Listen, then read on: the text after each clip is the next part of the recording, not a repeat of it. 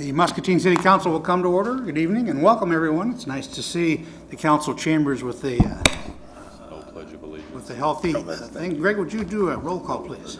Certainly. Councilmember Spread, Present. Phillips, Present. Bynum, Present. Shahade, Present. Natvig, Present. Fitzgerald, Present. and Raywald. Present. All present, Your Honor. Very good, Greg. Thank you. Well, we have lots to do tonight, folks, so what do you say we get right into it? Item number 2 is a review of memorandum of understanding with the Muscatine County Attorney to provide prosecution services to the city of Muscatine. Alan, welcome. Alan's making his way up. As you're all aware, Jennifer Lerner was our city prosecutor. We hired, 4 years ago, roughly, 2011, I believe it was. Jennifer's taken a position with the Washington County Attorney's Office, and in the interim, Alan's office has been helping us out. Alan came forward with a proposal, memorandum of understanding for us to work with the county attorney's office for city prosecutorial services. Looks like a win-win to me. I've had the city attorney take a look at the MOU, which is fine with it. A couple items to note. There is a 90-day notice of cancellation if we feel that this is not working, although I don't expect that. We have a good working relationship with the county attorney's office. Annual cost of $40,000. Our last rate was an $85 an hour rate from 2011 with the city prosecutor. Estimated cost of around just over $24,000 for this last fiscal year. However, there is a win-win in this situation as well. By having the county attorney's office prosecute these cases, those fines will be written under city ordinances rather than state code violations, so that revenue will stay here locally. And conservative estimate was around $46,000. So net, we're up. The county wins, the city wins, and I think it's at least our recommendation, police department's recommendation, to move forward with memorandum of understanding at the next meeting. Okay. Alan's here as well and can certainly answer any questions the council may have. And again, welcome, Alan. Thank you. It's a pleasure to be here. And let me say that I really appreciate the working relationship that we have with this Muscatine Police Department. I think Brett's doing a very nice job. We work closely with the police. We have police officers in our office all the time, talking about cases, appearing in court, and we have an excellent working relationship. And it's very helpful for us in what we need to do. So one of the things, if I could just follow up on something that Greg said, where some of these cost savings will come to the city, you've got kind of 2 categories of criminal charges out there, what we call indictable and non-indictable. Non-indictable are the kinds of things that the city ordinances cover, simple misdemeanors, traffic violations, those kinds of things. Indictable violations, those are a little bit more formal court process, a little bit more paperwork, and that's what my office prosecutes under state code.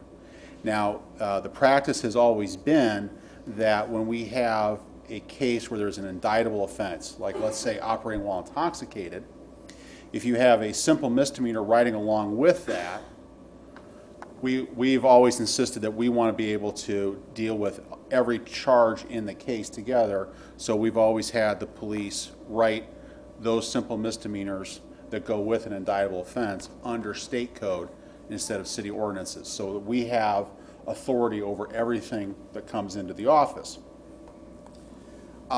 With this new arrangement, then, we can write those ones under a city ordinance because we would have the authority to deal with everything in the case at the same time. And that structural change by itself, picking up those additional cases, there's no extra work for us because we were prosecuting those criminal violations. It's just we're going to change what the code section is on the complaint. That structural change by itself, very conservative estimate, should bring in an additional $46,000 to the city general fund. That's assuming we only collect, that people only pay in half their cases, which if you're watching at home, we hope you pay more than half of those.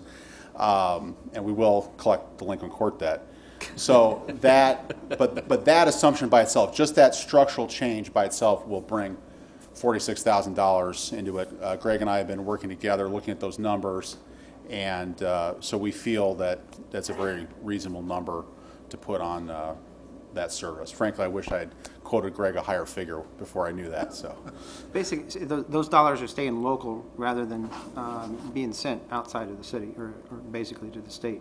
We're keeping those dollars local to operate the police department, who's doing the work, county attorney's office, who's doing the work. So this is our recommendation. So we're certainly open to any questions.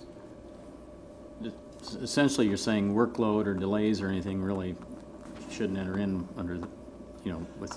I think things will move a little bit more smoothly. One of the other savings and efficiencies that will come from this is right now, the court schedules City of Muscatine ordinance violations for Thursday mornings and state ordinance violations for Friday afternoon.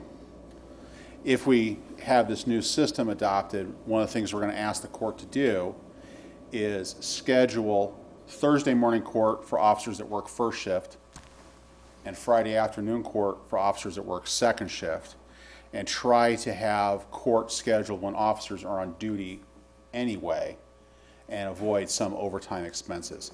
It'd be really hard for me to put a number on what that savings would be. That would not be, just conjecture. But I think that will, just another example of helping the system work more efficiently. And for us, it's a benefit. I've worked out a proposal with the Board of Supervisors where, we're going to pick up another assistant county attorney for doing this, plus some other things that we're going to be doing that don't relate to the city. And I think it's going to make everything more efficient. Bob? Alan, is there any additional paperwork or besides changing the codes that our officers are going to have to do, changing from a state to a city code? No, it's just really a matter of what code section you enter on a court document. It should be the same amount of work. Thank you. Alan, with the proposal on the table here, how many hours per week would you consume doing the work for the city? Well, first of all, it'll vary, but I would think that the lawyer who is going to be in court for the city, as I said, we're going to schedule things a little differently, but that person's going to be in court Thursday mornings and Friday afternoons on city cases, preparing other times during the week. I would estimate that this is probably going to be approximately 15 to 20 hours a week total for all of the ordinance violations. And again, that's also because we're going to be switching over some of those ones that are under state that my office is already doing now. So it won't be a full-time by any means, but it certainly will also involve staff time. So it'll be more than just what the attorney is doing, because the witness coordinator will be getting out court notices and those kinds of things. Thank you, sir. Counsel, anyone else? I had a question, Greg. Thank you. The total contract for this was, what, 60,000? 40, 40,000? 40,000? Okay, and the 24,000 for last year, fiscal year, that's pretty close to what it's been the previous 4 years, or 3 years? Oh, that was an annualized estimate earlier in the year. I don't know if we have a final number, but it was around 24,000, but 23,000 in fiscal year 12, 20, 21, and 13. Okay, so that's pretty, So, yes. okay. Anyone else, Counsel? Alan, anything to add? Well, I think this is a good example, if it's approved, of ways that the county and the city can help each other. And I mean, the idea that you can pay for it just with switching one little thing that's not going to cause any extra work, it makes me a little sheepish to think how many things like that are out there in government that we need to figure out and do better on. So I think it's a good way that we can cooperate and make everybody better off. Very good, thank you. Greg, anything to add? If there's no objection, we'll be bringing it back next week for action. Anyone else, Counsel? Right? Okay, all right. Thanks, Alan. Thank you. Appreciate it very much. Okay, folks, moving right along to item 3, follow-up questions on housing biennial inspections, and that would be Caitlin. Thank you, Mayor. I think you all have the slides.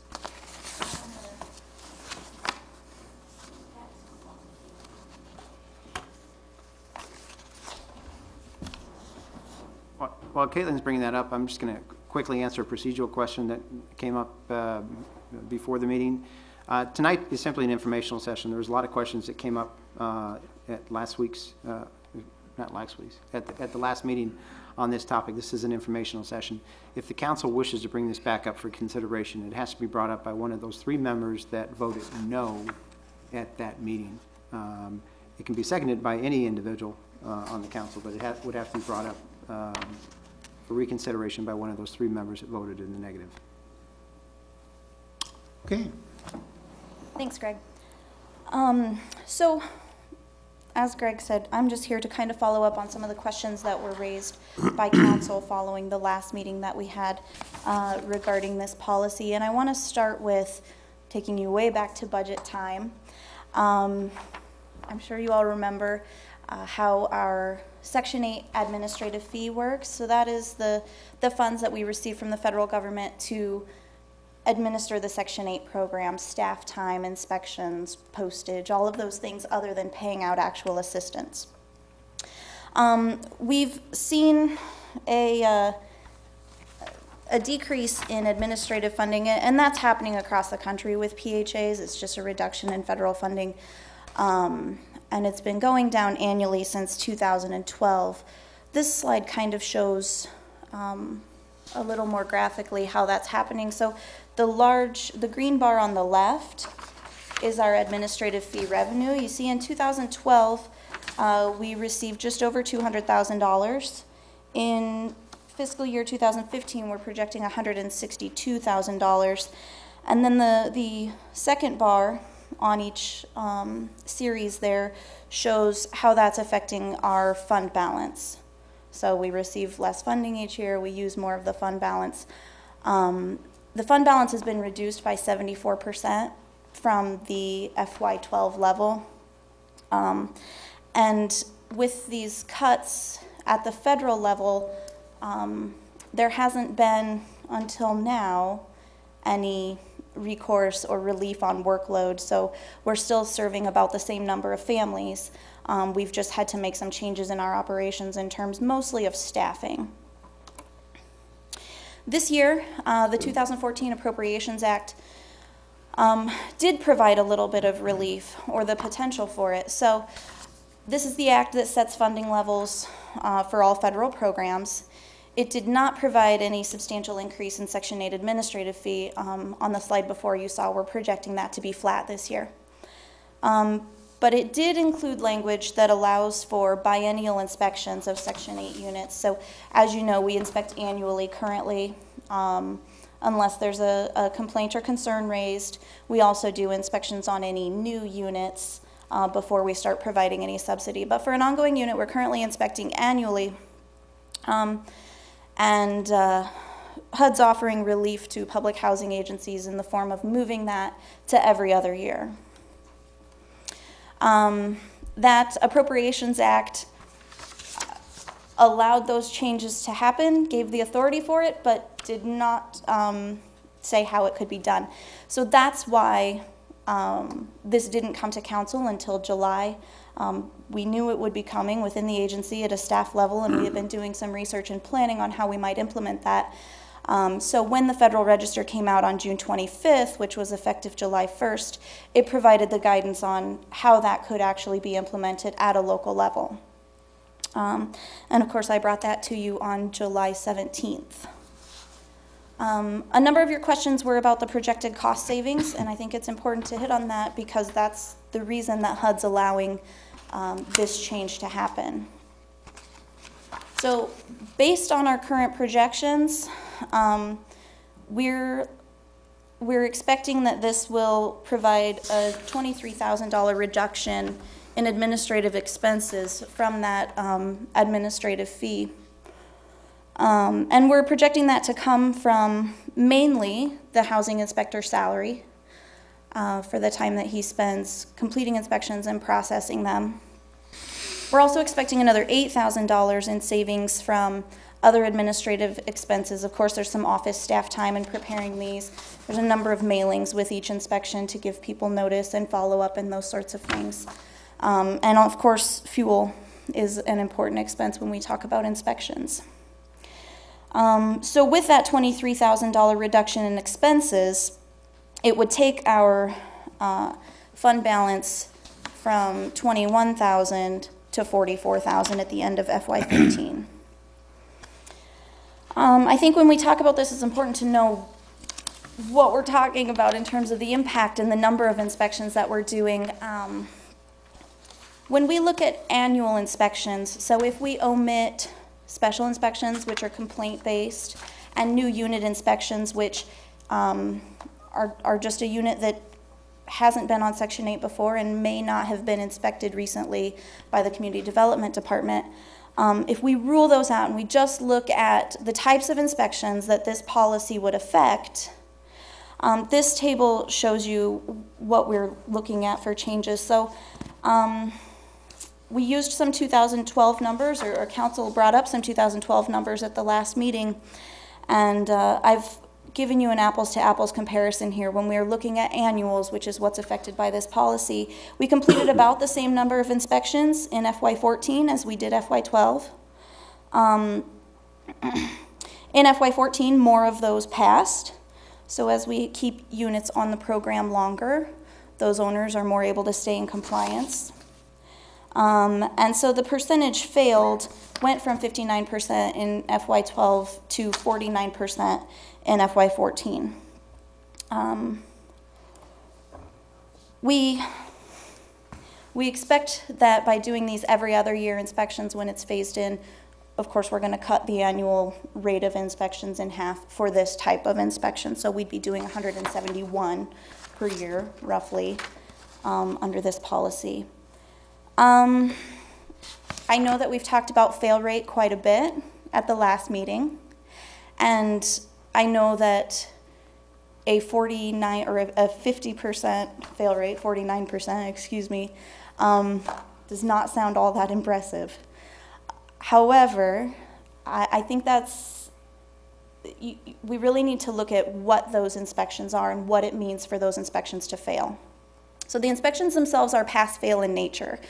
So one deficiency is a fail. There's no pass with comment or giving a period for a revisit. If we go and it doesn't pass, then it's absolutely a fail.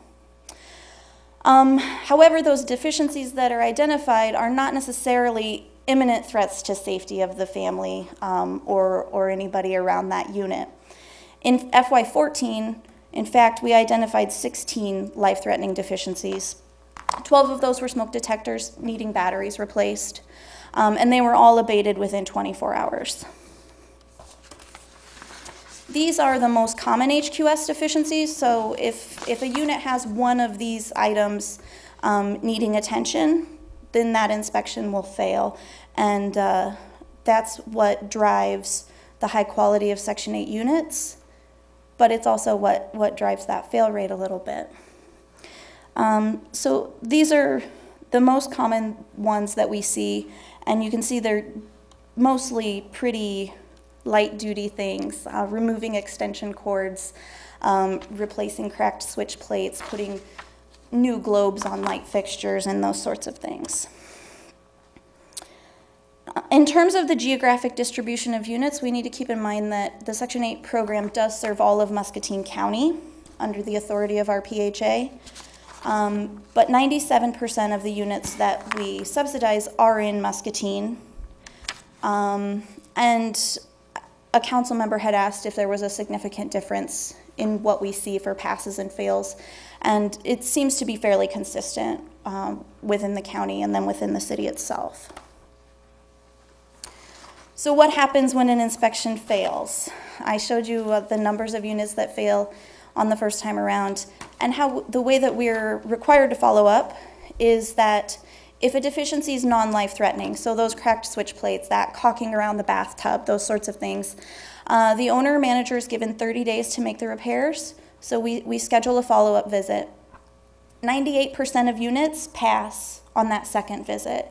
So when we return within 30 days after we've identified the deficiencies, 98% of those that failed the first time around are in good standing after that. That very small number of units that don't pass within that period, we abate the rent, so we withhold the rent for the following month, but the unit stays under contract. The owner notifies us when the unit's ready for reinspection, and then once it passes the inspection, we restore the HAP assistance, the housing assistance payment, as of that date. If an owner refuses to make the repairs or doesn't make them within a timely fashion, the owner's given a voucher and they're free to move on to another unit, so it doesn't affect the family's assistance. We also refer those units over to community development so that that inspector can follow up, because if we've identified that there's a problem, we want to make sure that it's followed up on. There were a number of questions about blight and whether Section 8 units are contributing to the blighted area or disproportionately represented therein. So this table breaks down rental units within Muscatine and Section 8 rental units in Muscatine. So when you compare the numbers of units in the blighted area, yes, a good number of Section 8 units are located there. That has a lot to do with the services that Section 8 families tend to use. So they're more likely to be elderly and disabled. They're more likely to need access to transportation and some of the other downtown services that are available there. However, Section 8 units are by no means making up the majority of rental units in the designated blighted area. And you see that 48% of all housing units in Muscatine and 55% of rental units in Muscatine are within the blighted area. So there's a higher concentration of rentals there. I think an important question was raised, which is, what can we do to increase this pass rate? We have increased the pass rate in the last 2 years, fairly substantially. And one thing that we'd like to see happen as staff is to continue to support property owners and managers and to give them, give them the blank test, right? So give them a blank copy of the inspection so that they can pre-screen their units and identify some things for themselves. Those are available to tenants as well, so that they could do a walkthrough on their own units and identify some issues. Because when I've been out on inspections, I have noticed that owners, of course, are not in those units every day. They may not recognize a few of the issues that we're going to be looking for. And so they could address some of those issues on their own before we're involved.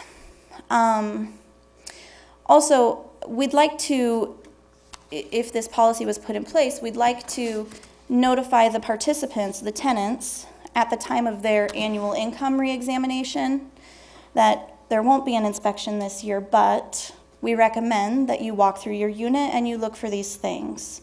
And we would be most interested in those life-threatening issues, smoke detectors, any kinds of leaks, any sort of electrical issues that they might be able to identify easily, and then give them information on how to communicate that with their landlord, and then what happens if the landlord doesn't follow up and how they can follow up with us. We did a survey of 10% of our participants, and 100% of the respondents said that they'd be very comfortable contacting their housing specialist if they had a concern about the maintenance of their unit or repairs not being made.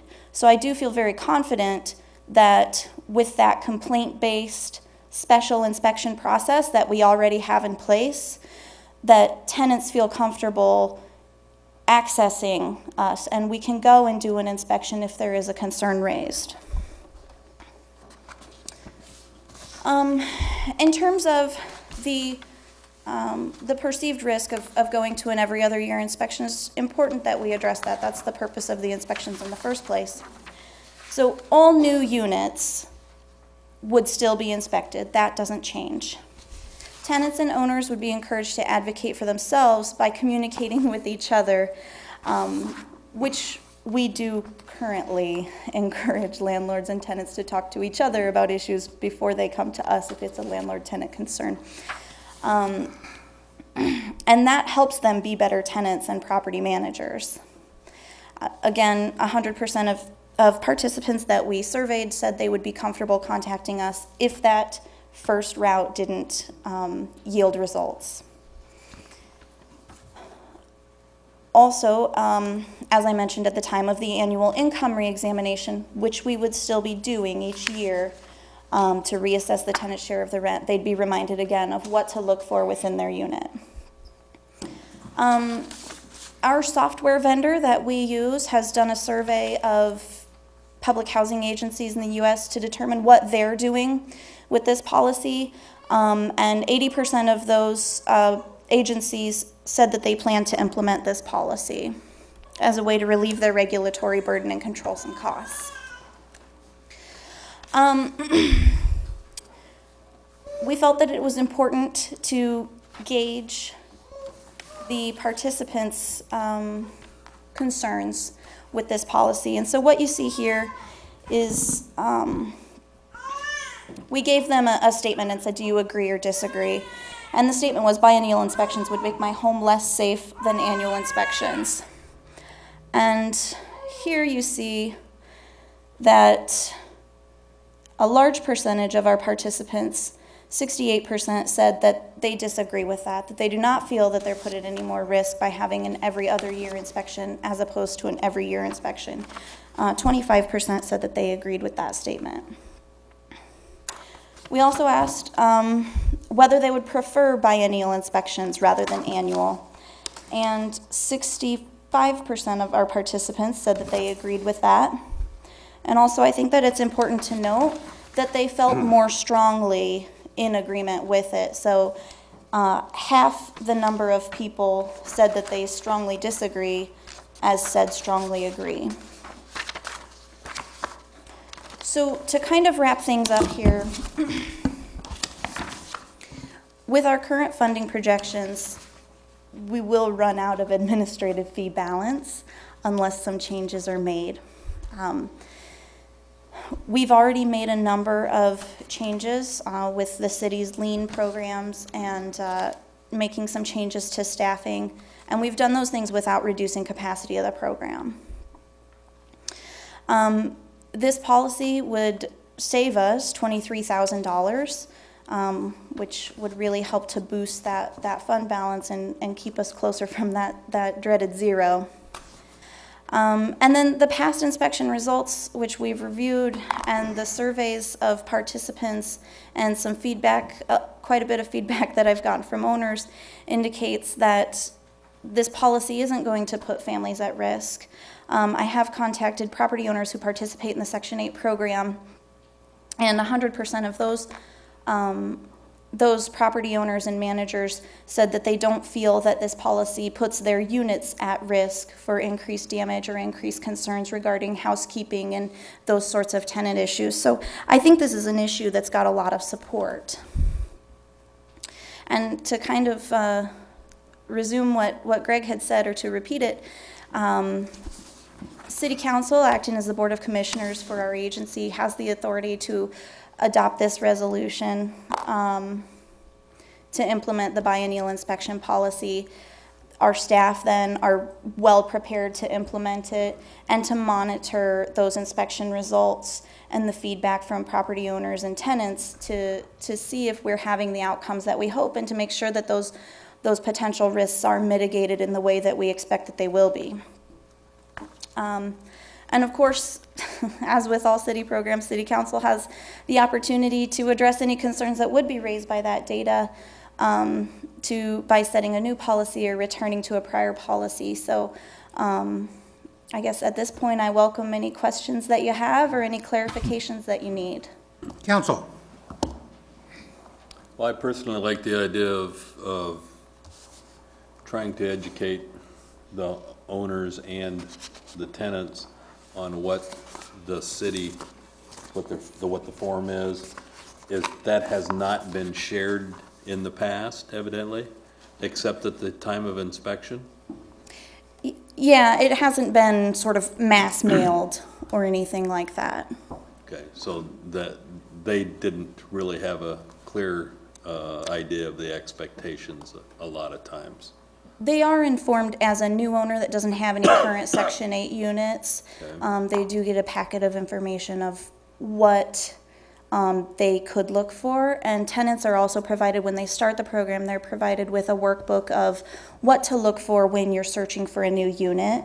It goes through room by room, items to check for peeling paint, light sockets, torn carpeting, those sorts of issues. You're talking packets and I forget what the other term you use. They've not been given the form, is the answer. But my thing is, you give somebody a packet of information and they're gonna scan it briefly and throw it off to the side. And if there's an evaluation form that says sample on it, or the official form, then they know that they can go down through that. And that, with that being added to the program, that should help get the numbers down. But like you said, whether it's 80% or 50% failure rate on the first inspection, that, I mean, in education, that wouldn't work. I wouldn't be, or would not have been employed very long if I had a 50% failure rate out of my program. And that's where I think you're right, that we need to do a better job of educating the property owners and the tenants on how they can pass those inspections and how they can provide safer units. Another clarification, obviously smoke detectors would be life-threatening or potentially. What about like the extension cords, if they're faulty, or I think one of them was light fixtures? Seems to me like that's a couple other items that could be. So any item that the inspector identifies when he's on an inspection, which is an immediate electrical concern, would fall into that life-threatening category. So those things, I kind of tried to summarize because he writes up very specific deficiencies. Most of the light fixture deficiencies that I saw were replacing globes, cleaning globes. So that's different than electrical hazard then? Right. Yeah, majorly. Anyone else, council? I have a question, please. Let me find the right page. On page 3, there's $15,000 for the inspector's salary. That person is an employee of the city and FICA tax and insurance, et cetera, correct? Yes. Okay. Have you had any thoughts on how else you might organize the inspection itself to save money on each inspection? We've done a number of things in terms of trying to schedule those in blocks of days, so that he's spending, one morning is just inspections, because we do share that inspector. He's also our maintenance supervisor for public housing. So we want to use him as efficiently as we can. So we do, within compliance with the current regulations, we've made some efforts to squeeze out what we can, and that involves scheduling those small number of out-of-town units, trying to get those on a same cycle, so that if he's going to Wilton one day, if we've got some inspections coming up soon in Wilton and we can get those all on the same day, we do that. We try to schedule him within neighborhoods within Muscatine to kind of give him a regular route around town to reduce that windshield time. But the bottom line is, with the number of inspections that have to be done, there's a certain amount of time that has to be spent on each inspection and then processing before and after. We've also, we've gone from using paper forms to using an iPad app. We did that 2 or 3 years ago, and that seems to be saving a lot of time as far as data entry and that sort of thing, because we can just upload right back into the system. So if you didn't use that specific individual, then for this purpose, there'd be a gap in how he's going to get paid, period. Is that correct? You're taking, what, a portion of him That time would be reallocated to maintenance in public housing, which we're currently down a half-time staff member due to other budget cuts in that program as well. So he would be reallocated over to there and be spending more time on public housing maintenance to fill that gap for that unfilled position. So you'd have another deficit problem in that account then, no? Because we're already budgeted for a half-time position that we don't have filled in, Okay. public housing right now. Have you given any consideration to retaining somebody on a contract basis for a flat rate, X bucks per unit? We haven't. I guess we would have to do some research into whether that's permitted and how it would be executed. With the training and the software and all of those things that go into it, we'd have to really look pretty closely at that to see if there would be a real savings. What we have done is started some preliminary conversations to see if we can't combine community development and housing inspections. Fire? Not necessarily fire, but at least community development and housing inspections, and see if we can't combine those inspector activities. The community development, Kenny as in Rogers. rental housing. Rental housing So the inspections. rental there Yes. versus a Section 8 Rental and rental. Section 8, so it's combining all- those types of inspections, yes. Osama? Let me summarize this here very quickly. Right now, our policy is the inspection takes place on annual basis. The failure is 49%. You are proposing biannual.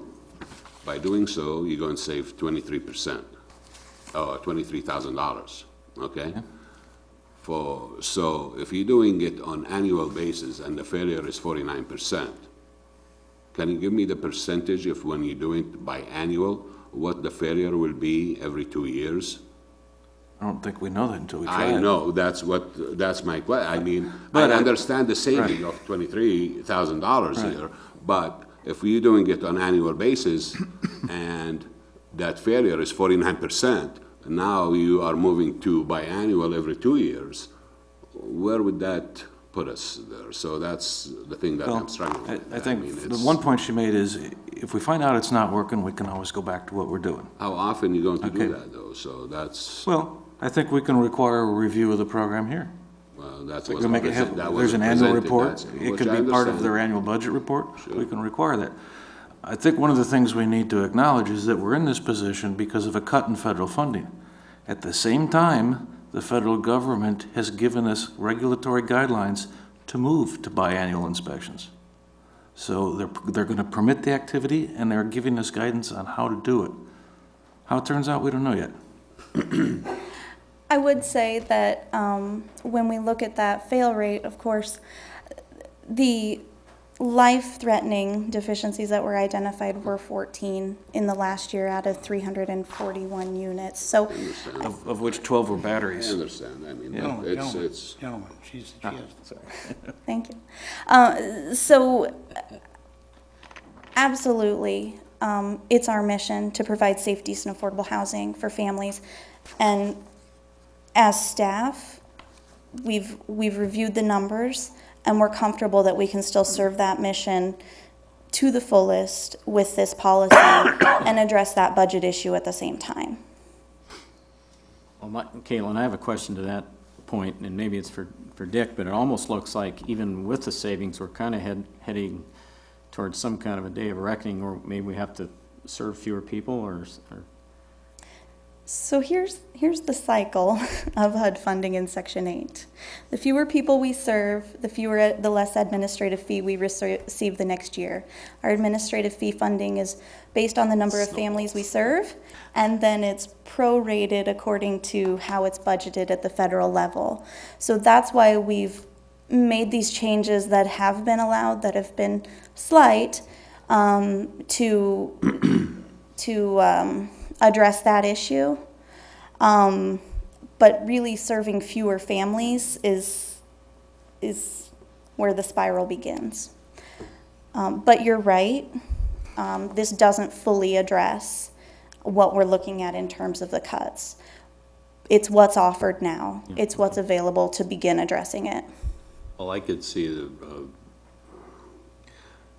offering this up for review again by council, as long as we had a educational component included in that with the tenants and the landlords, and maybe rather than a year annual review, maybe for the next 2 years, we have a 6-month review of how the inspections are going and what the failure rate and so forth, and take a look at it that way. Because if you wait a year, then you're gonna forget about what's going on, and pretty soon they're out of money, or there's other issues, or the failure rates even increased. So I'd like to see a 6-month review of every 6 months for the next 2 years, and then I would like to see, make sure that the education component is included in that.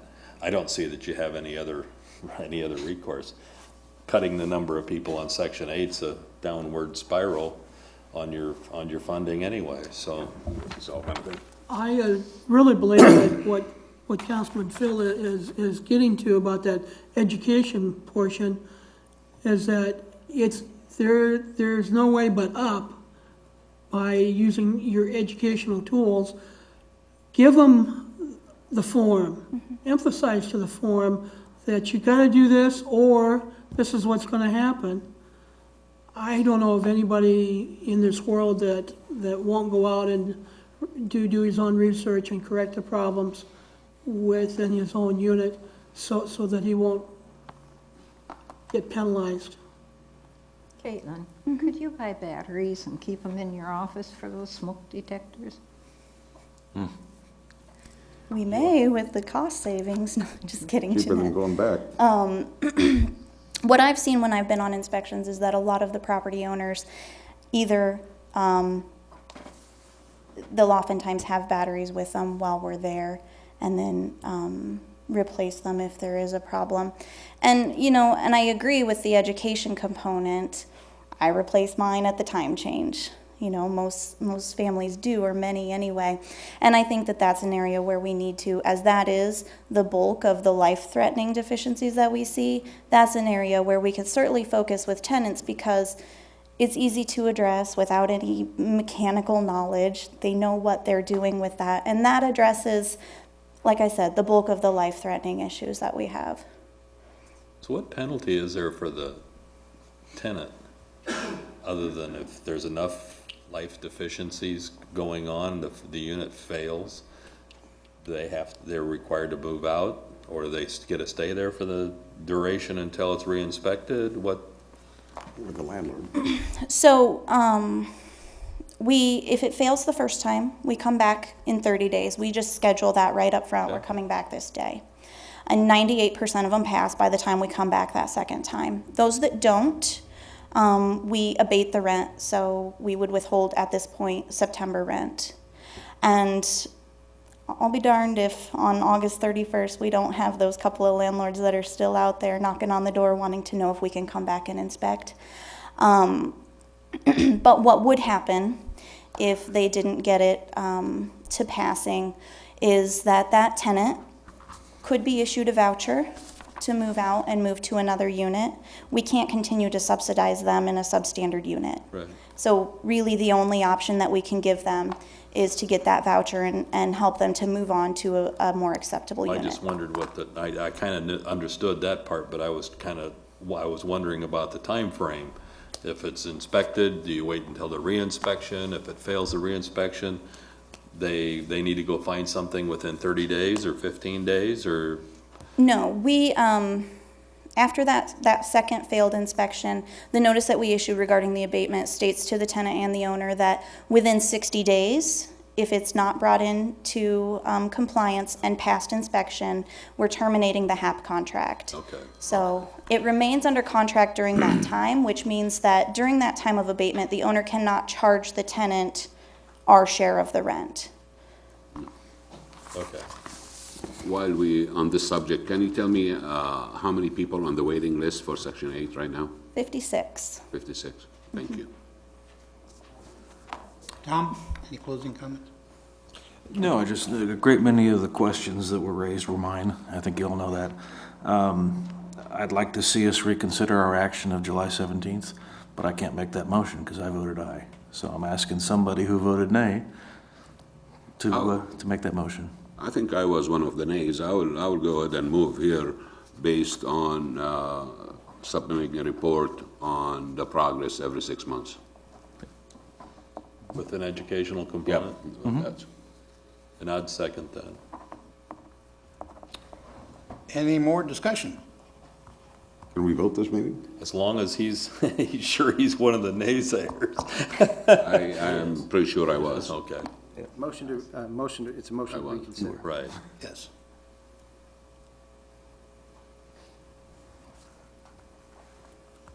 Okay, Caitlin, thank you so much. You have a motion and a second, Your We Honor? have a motion and a second. We need Oh, to that's right, actually okay. vote. You want a roll call And we've vote? had plenty of discussion, so we'll do a roll call, beginning with Osama. Aye. And Scott? Aye. Bill? Aye. Mike? Aye. Tom? Aye. Jeanette? Aye. Bob? Aye. Okay. We have it, motion carries 7-0. Very good, and moving right along, item 4, city code review of titles 3, 4, 5, and 6. I believe this is you, Greg? Yes, Your Honor, thank you very much. Following the last in-depth session, we sent out an email regarding sprinklers, just we wanted to make sure that that was clarified. Steve, before leaving, sent that out, wanted to make sure that council was aware that that portion of the code requiring sprinklers in new residential units was withdrawn or pulled out of the city's code. Our recommendation was to wait and to see if the state implements that rather than having the city implement that portion of the code.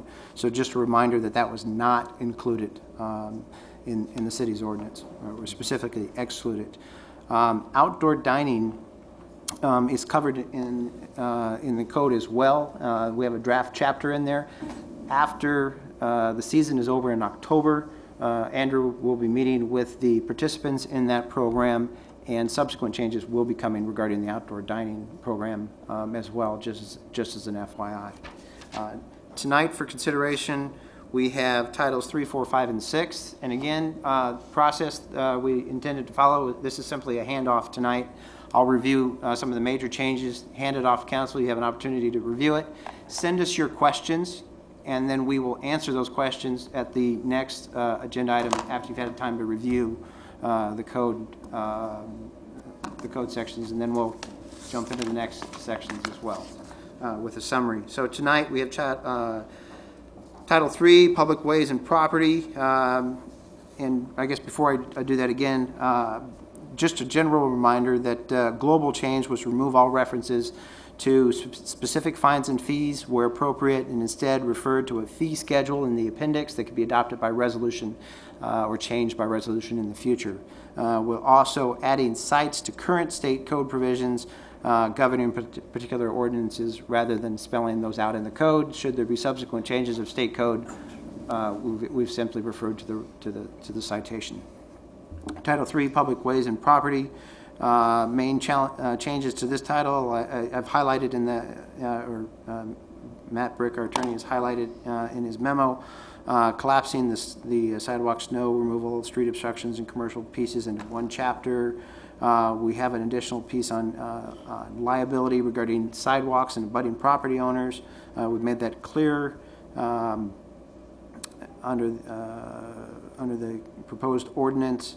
Definition of what constitutes a parade or public assembly has been modified based on recent First Amendment cases and updated in the code.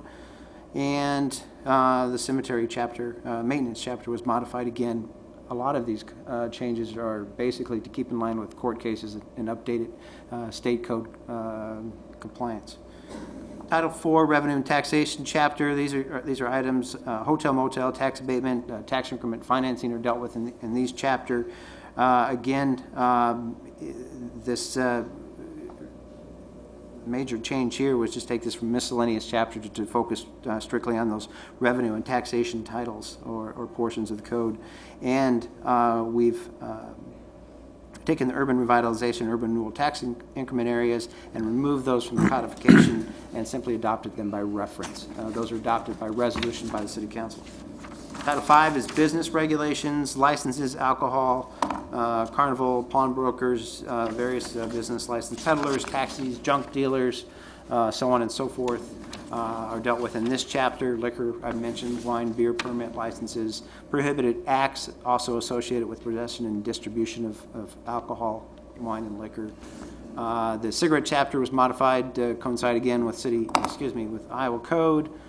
Pawnbroker chapter was modified, include reporting requirements for pawnbrokers to law enforcement. And this is also where you'll find the ambulance licensing chapter at the end of Title V.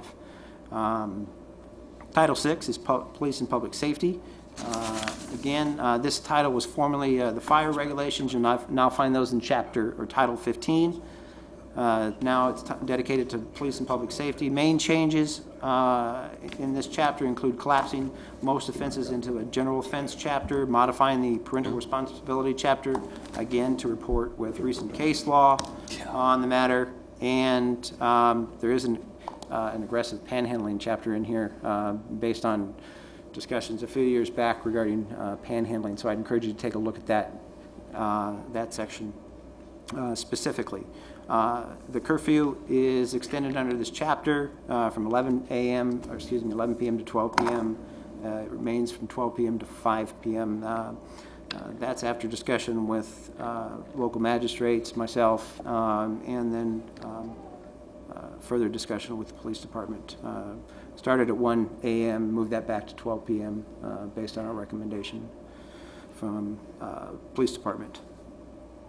Those are the major changes. Those are just the highlights. And again, this is a handoff opportunity for you to take the next month and at your leisure and read through the chapter.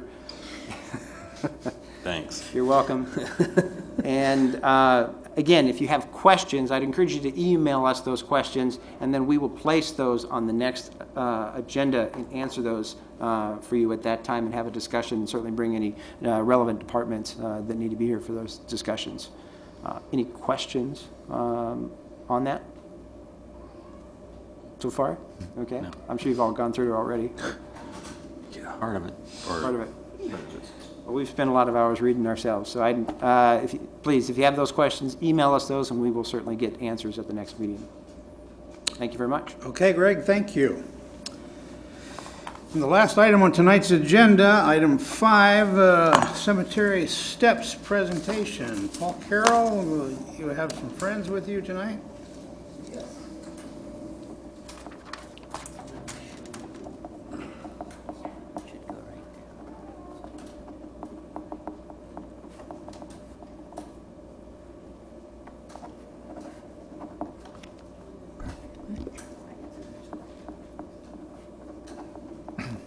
On behalf of the Friends of Greenwood Cemetery, we thank you for giving us this opportunity to share our plan for the restoration of the cemetery steps and sharing what we feel when completed, this historical landmark will be a great asset to our community. Ma'am, could you tell us who you are?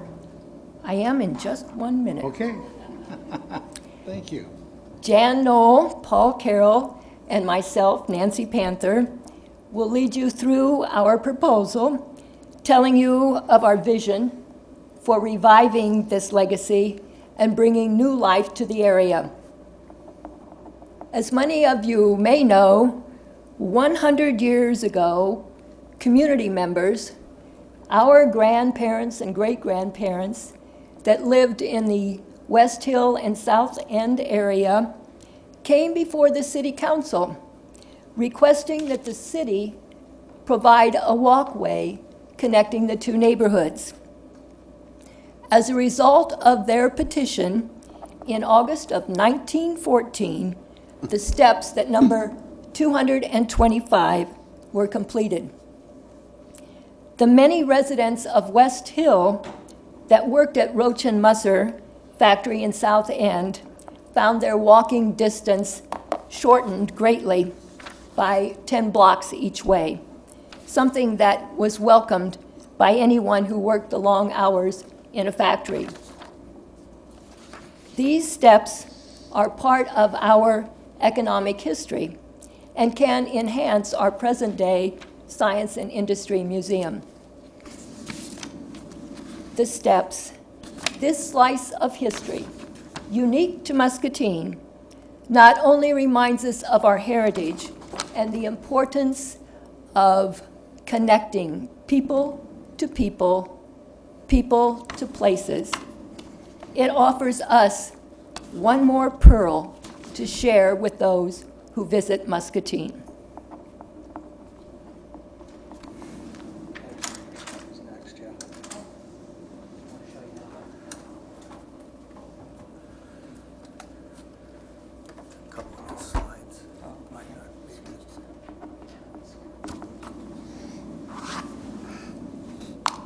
To go to your next slide.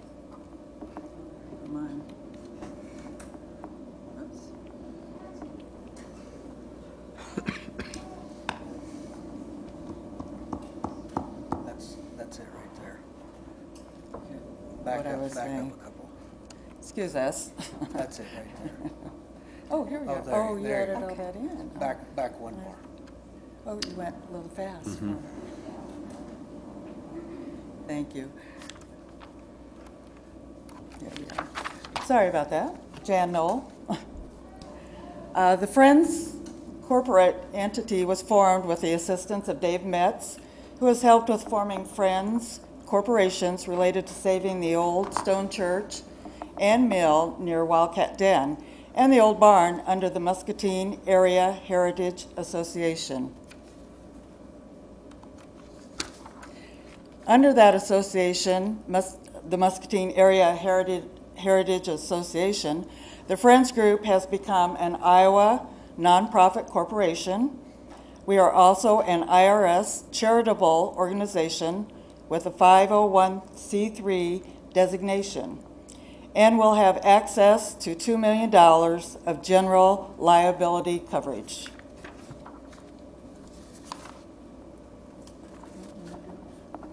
Well, go ahead and do your other part now. I put it, Where did you put it? keep going down.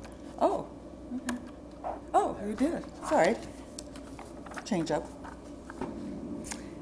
The restoration of the steps will enhance city programs already in place. First would be the Blue Zone's Power of 9. The project would fulfill 4 of the 9 suggested activities, which would be move naturally, have a purpose, surround yourself with people who have positive behaviors, and put family activities first. Second is the National Complete Streets Coalition, which is a program of Smart Growth America. It is the only national organization dedicated to researching, advocating, and leading coalitions to bring better development to more communities nationwide.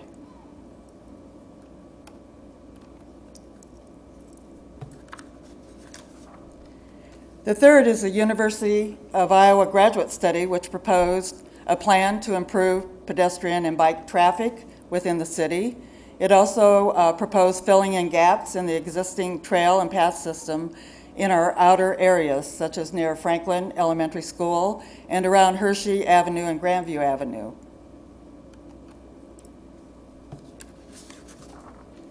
The restoration of the steps could be the next Iowa destination attraction.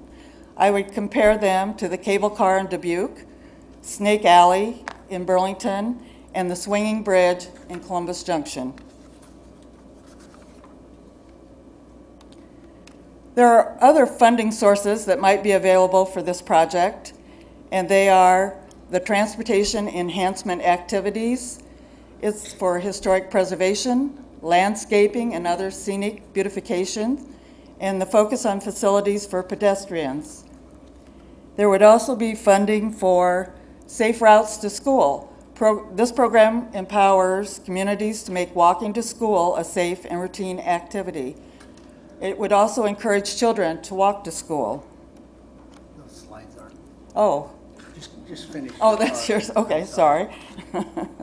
The other funding possible for this restoration would be the recreational trails program, maintaining and restoring existing trails and working with the Youth Conservation or Service Corps, which I believe that part is probably already in place in Muscatine and is functioning, and we could go with that program and they could assist us in setting up some more funding with our restoration plan.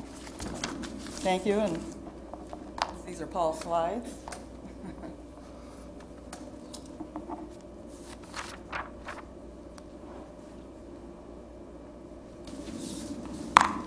Okay, when the decision was made last year by council that this wouldn't be included in the 5-year plan, basically, it was indicated that this project would not be done with tax dollars. That was just a clear part of the vision that was how it was going to happen. And so you challenged us to go out and see if there was support in the community for this project. And so part of our work in developing the project is just getting out there and talking to lots more people and asking if there is support for this project, and we found there's been plenty. Without even trying, we raised about $2,500, and while that's not very much, if you haven't even asked for it and people start sending you checks, that's a good thing. We also have a major in-kind donation from one of our local metal fabricating shops, and we've had dozens and dozens of people that want to help in a volunteer capacity. So we have found lots of broad-based support. So that told us to go ahead and start planning the project. And to take on a project like this, you need to assess the needs of what activities need to be done for the restoration. So we started calling in some professionals.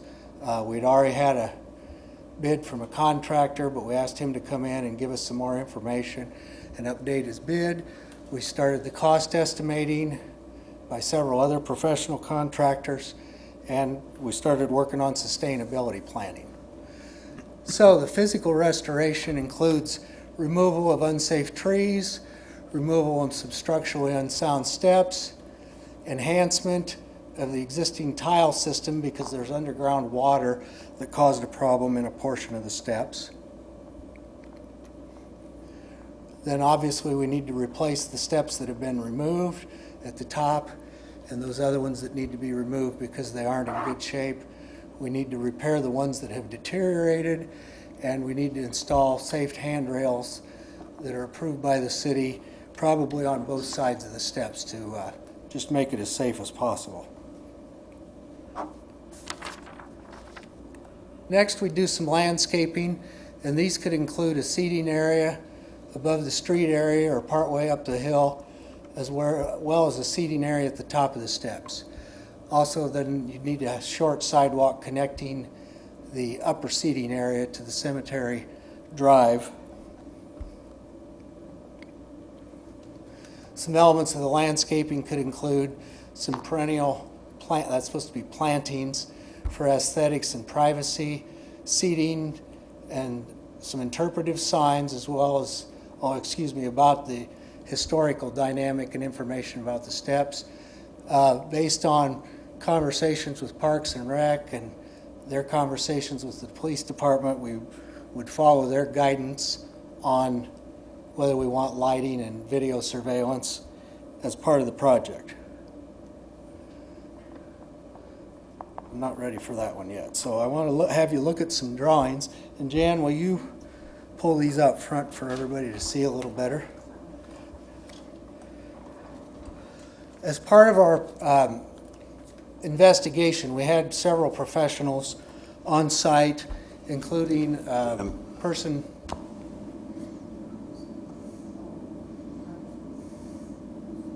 Is there a better position to put those in, or just come on forward? Bring them right up in the center where they can see them a little better. Bring them up as close as you can. Turn it slightly towards me so I can see too. Yeah. Now Greg can't see. Turn it slightly back. That's okay. I'm awful bossy. My wife's in the audience, so she can probably attest to that. There we go.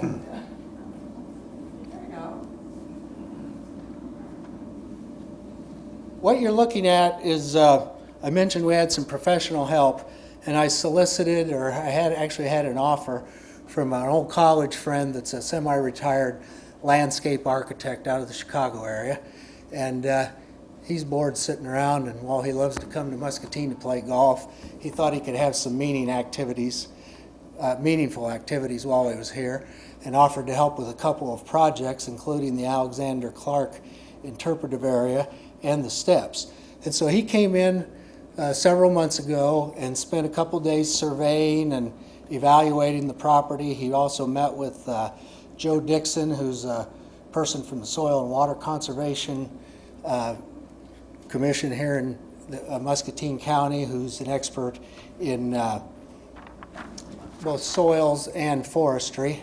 And they talked about the site and just some of the dynamics that could be there. So now let's take a look at this drawing. And there's actually two parts. You've got the upper part that's long and narrow there horizontally, and that's shaded brown. And then the bottom portion is actually a and that's a top view. The top going down, and then this is happening. That's the second part of it. So I'm not quite ready to be done with that.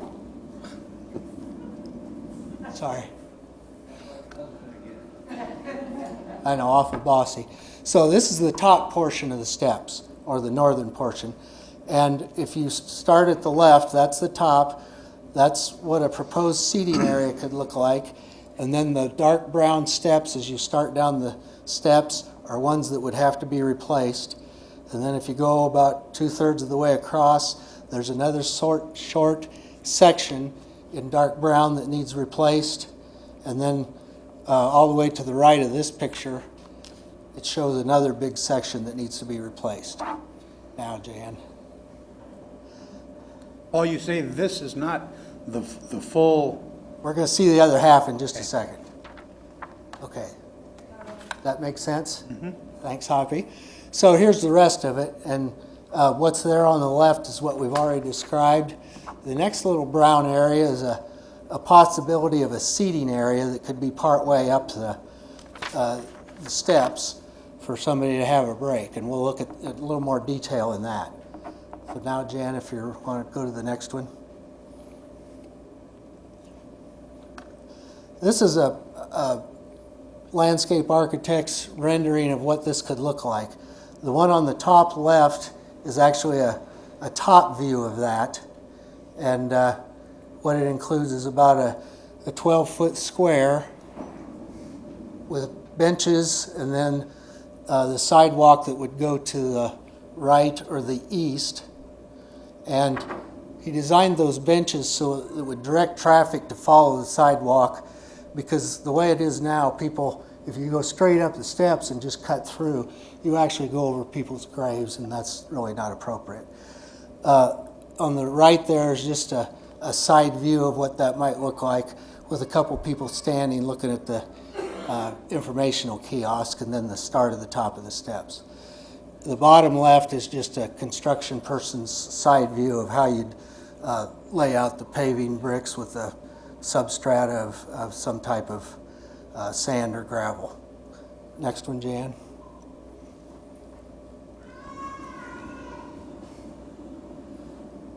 This is a possible design of a seating area. And again, we showed this one for an example about 1/3 of the way up the hill on the east side. And so it's just a demonstration of what that might look like.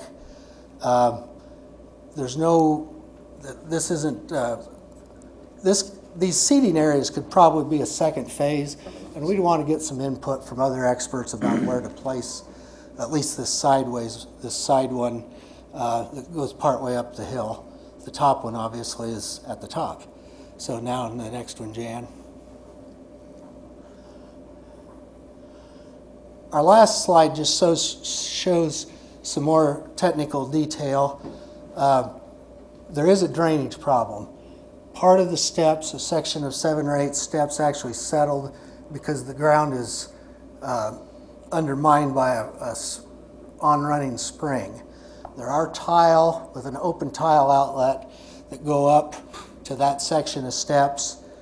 If you stand at the bottom by the storm sewer, at street level, you actually hear the water run, and it runs almost continuously. To really solve that issue, you'd have to put some drainage in, pack it with crushed rock or some type of medium that won't compress with water flowing through it, and probably hook that into the existing tile system so the water drains away and hopefully avoids the problem. After 100 years, those steps have settled so they're at an angle. That's the basic elements of the restoration. Again, we could do that in phases depending on how the money comes in and how the city staff wants to have us progress through things and comply with city regulations.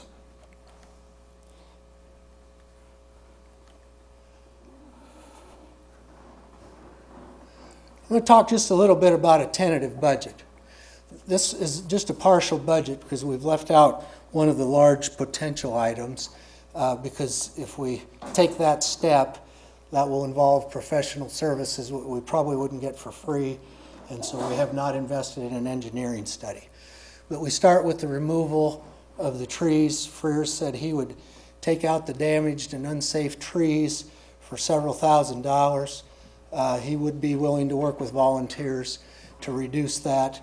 Our experts, both the landscaper and the soils expert, says the fewer trees you remove is better.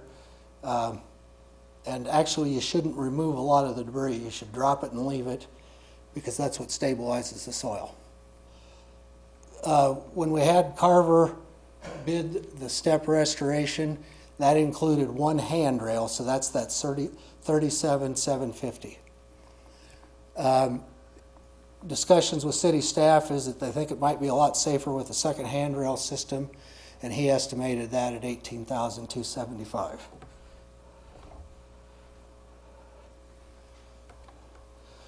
The $4,000 landscape design by Sinisvet and Associates, which is that guy I just described, is in kind. He's not going to send us a bill, but that's about what his services have been worth so far. And then this $10,000 is just a wide open estimate of what it might cost to put in those several seating areas, along with some privacy plantings and some other just minor plantings to dress the thing up a little bit.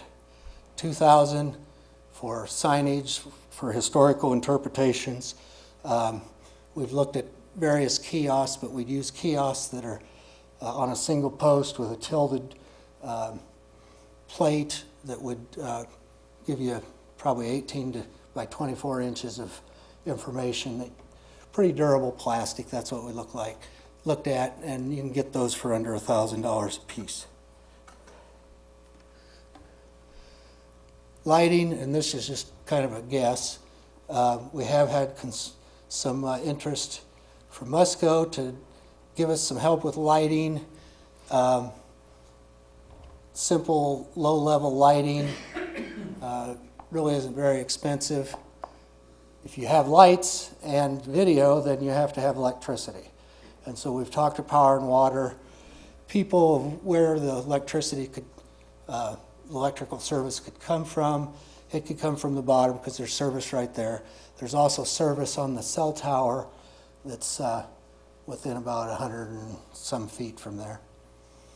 The engineering study, this is a pretty wide open estimate. I talked to one engineering firm that I got a name from a retired Stanley's engineer that the city worked with a lot, and they said without coming down and looking at it, it could be up to $5,000. And then whatever they recommend to stabilize the soil, if they determine that there needs to be retaining walls or whatever, if that's necessary, you know, we don't know what that's going to be because we haven't spent any money to have an engineering study. I guess the only thing I'd say is our soils person and our landscaping person said, you know, that was stable for 100 years, so if you just really replace the steps that were there and don't move any dirt, you shouldn't get yourself into too much trouble. But that, Greg has informed me, that doesn't necessarily comply with how construction should be evaluated before you take on a project like this. So we'll do what's necessary, whatever the city requires.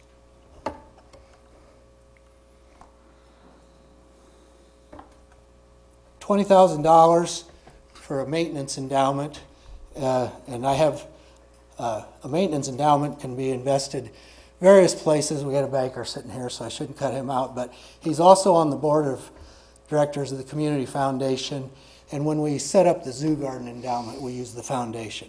I'll talk about that a little bit more in a second. So without that engineering work, whatever is determined, we're up to about $100,000. We do anticipate a number of in-kind donations that could reduce this cash outlay by quite a bit. I just want to kind of summarize by talking just a little bit about the Zoo Garden model. I was part of the team that helped put that together, and that was really successful for several reasons. It had some key elements that were important. Number one, we talked sustainability from the start. I'm going to talk about that in just a little bit more detail in a second. But it also involved lots of groups. We had 5 different local volunteer community organizations that have come in and not only helped install plants and things like that, but come back annually and maintain it, like the Master Gardeners, some of the horticulture programs at the college and the high school. We use Day of Caring people to do some maintenance. And so the other key elements of that is when you get a lot of people involved, they're engaged, and that's a good thing. We were also successful because the council at the time gave us some staff time. Jim Rudisil wrote a grant, and we found a big chunk of money that wasn't Muscatine dollars to pay for that. And that's a great success story in any project. And we've done that with a lot of other. If you can pay for it without a town dollars, that leverages their own dollars to be saved for the next good project. So those key elements of the Zoo Garden model, I think, can be replicated in this, and we can reduce the need for local cash fundraising by 1/3 to 2/3. That's just a guess.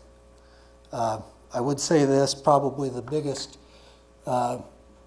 least success story in finding that out-of-town funding was another project I was engaged in with the Ag Learning Center. And unfortunately, we paid for most of that with local dollars, and we're still trying to finish the last little bit of the construction loan. So we never hit any big out-of-town dollars other than like Monsanto money and things like that. My last thing in our considerations is successfully engaging volunteers and donors in a project like this is important to the long-term sustainability of our park system. And we've had volunteers do lots of great work in the parks over the years. But to my knowledge, none of the projects but the Zoo Garden demanded the sustainability talk from day one and dollars to help sustain it. And I know as you're deciding budgets year after year, that's a critical thing. It's my belief that over time, city budgets will be stressed, and one of the first things that'll go will be the Parks and Recs maintenance budget. We have a beautiful park systems, but when I look at you guys sitting here in your chairs, and 10 years from now when you've got substantial budget cuts from whatever reason, and you have to decide on firefighters or park maintenance, I think the parks will suffer. That's already happened at the state park level. You talk to someone like Jim Ohl out at Wildcat Den, and he also manages Fairport State Park, and they don't even have money to mow the grass anymore. It's pretty bad.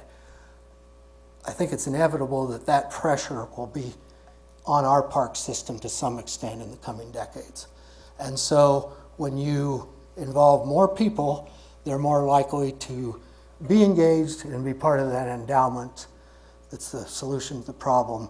And so I challenge you, not only as city council, but city leaders, that we really have to have a shift in thinking with philanthropists and philanthropy professionals, that we talk about sustainability planning and endowments as a key part of our future. I think we have such a wonderful opportunity that we're crazy if we don't have these conversations and make some things happen. So, with that said, that really concludes presentation on where we'd like to go with the steps. Council, anyone have any questions for Mr. Carroll? Mr. Mayor, I do have a couple of questions for Paul. First of all, Paul, I'd like to address you and your group for doing such a fantastic job of preparation. And this preparation's been going on for at least a year to a year and a half, if not longer. You've answered the question about funding, of finding funds, not city dollars, outside of city dollars is where the funds are gonna come from. You've answered the in-kind type of preparation work that needs to be done, which is great, finding someone that would like to donate handrails for this project.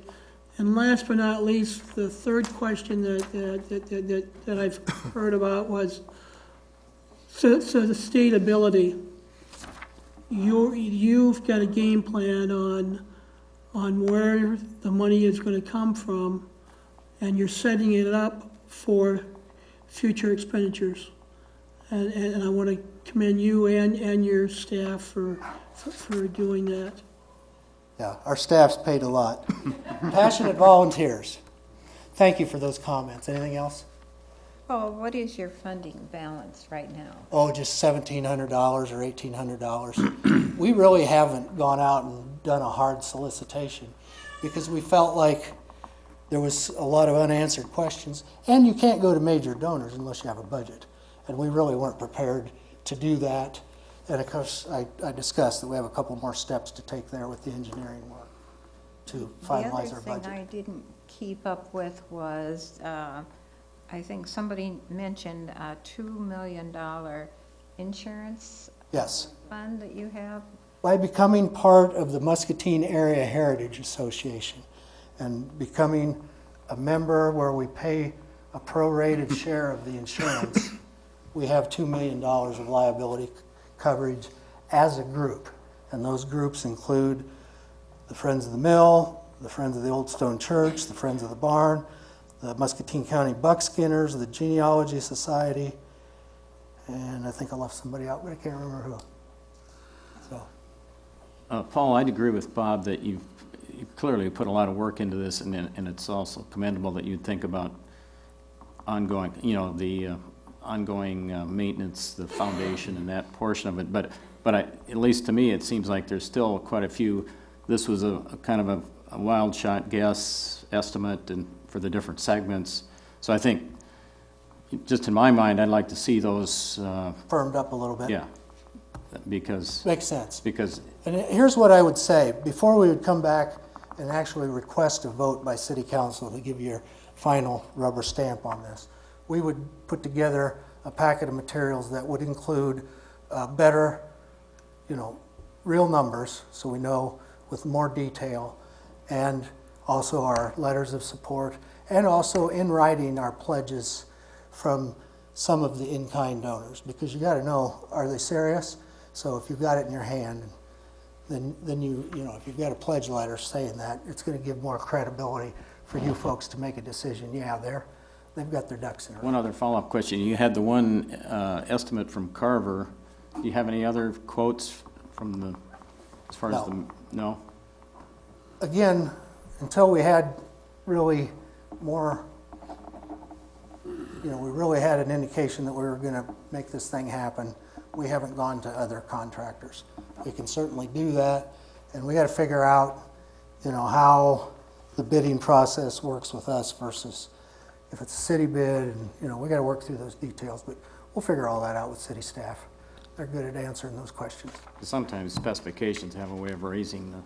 Oh, no, there's no questions about it. If that engineering study would say, we want hundreds of feet of retaining walls, that's a game changer in a big way. Those will be expensive. We don't anticipate that, but you better get it in writing. And That's what I'm getting at. we're going to have to pony up some money and get a professional engineer to come and do it, unless we can get somebody to do it for free. I don't anticipate that happening, because they're not gonna put their name on the line. And then, There's one other nothing question, for then, them. like, snow removal and things like that, is there a cost? I mean, I don't think you can just necessarily say that's gonna be volunteers No, I think you have to. perpetuity. I think you have to either pay somebody to do it as the Friends group, or what we've done in the Zoo Gardens case is we send a check annually to the city staff, to the Parks and Rec, that goes right into their bottom line to offset some of their staff costs for maintenance. And so that's, it's not been a big amount, but, it helps. And it's probably covered their staff time. And that $20,000 is a starting point. My goal, I'm getting on my soapbox now, but there's so much wealth in this community. If we don't preserve some of it in endowments for ourselves, we're missing a huge opportunity. And so I see annual fundraisers, and maybe 5 years from now, that's $100,000. Well, now we're talking more money. The other part is if you engage donors, and you can see our support in the room. I see several donors of various projects I've been involved with, and those are your planned givers. Some of those people will turn into a planned gift, I can guarantee it. I also echo what was said here about commending you and each and every one who support this project here. And I would like to ask the city administrator here to reach out to all the department heads, that whenever staff time available here to help with this project here, to cut some of the cost, please reach out to all the department heads and try to help with this project as well here, at least to contribute something here and cut the cost as well. So once again, There's small things that can be done too. One example, we want to tie into that existing sewer or that tile system's already there. Well, you don't want to tie into something without evaluating to see if it's the integrity of it. Well, maybe we have the city staff, when they're out with their camera someday, snake it down there and just make sure it's in good shape. And if it's not, we add it to the budget and fix it right. Things like that. Thank you very much. Anyone else, council? Paul, the size of this project and the nature of it is just tailor-made for a really broad-based fundraising drive at $5, $10, $25, $50, $100. And that's where you get sustainable effort. And I'd love to see you be able to do it that way rather than trying to go to the 2 or 3 usual suspects. Do you happen to know if the Army Reserve Unit here is still a combat engineer unit? Does anybody know? I think it's engineering. You might get them to do a lot of the work. Back to my youth, when we opened Camp Langwood down at Grandview, they came in and did tens of thousands of dollars of free labor. The troops are always happy to do it because they're bored to tears. And this gives them something to really do. Good suggestion, Mike. Anyone else, council? thank you. The hour gets late. I'll go sit down. Okay, thank Thank you, you Paul. so much. Thank you very much. Down to item 6 on tonight's agenda, comments from council members. We'll begin with Councilman Raywald. Nothing, thank you. Phil? Nothing at this time, Your Honor. Scott? Nothing, thank you, Your Honor. Osama? I have nothing tonight, thank you. Nothing tonight, Your Honor. Matt? Nothing, thank you. Tom? Nothing this evening, Your Honor. And Greg? Nothing tonight, Your Honor. And I have nothing. Is there a motion to So moved. adjourn? Meeting is adjourned.